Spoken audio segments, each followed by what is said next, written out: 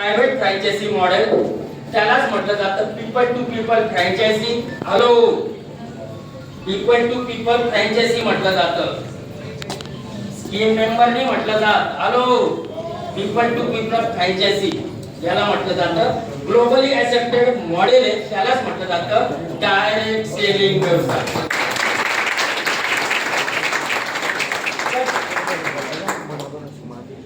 तर direct selling व्यवसाय बद्दल 21वे शतक जे हे डायरेक्ट सेलिंग उद्योगाचं हा लीगल बिझनेस झालेला आहे, व्हाईट कॉलर बिझनेस. 21व्या शतकामध्ये सगळ्यात मोठी क्रांती होणार आहे डायरेक्ट सेलिंग उद्योगाची.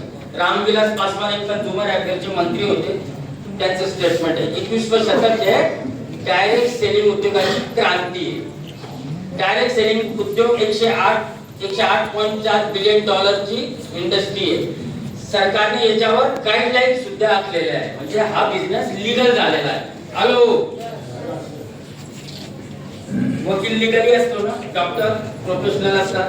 हॅलो, प्रोफेशनल जॉब करणारा प्रोफेशनल व्यक्ती असतो, तसा हा डायरेक्ट सेलिंग व्यवसाय प्रोफेशनल बिझनेस झालेला आहे. तर मग टाळ्या कशा पाहिजे?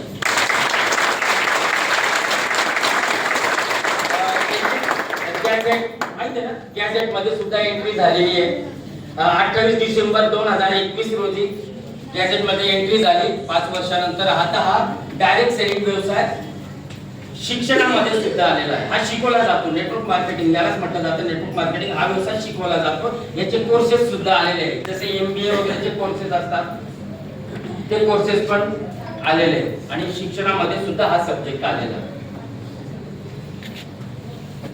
तर 170 देशांमध्ये हा व्यवसाय चालतो. किती देशात? फक्त जगात नाही चालू आहे. तर बऱ्याच जणांच्या डोक्यात असेल इथेच दिसतंय वाटतं फक्त. 170 देशांमध्ये हा बिझनेस चालू आहे आणि 80 वर्षापासून चालू आहे. हॅलो,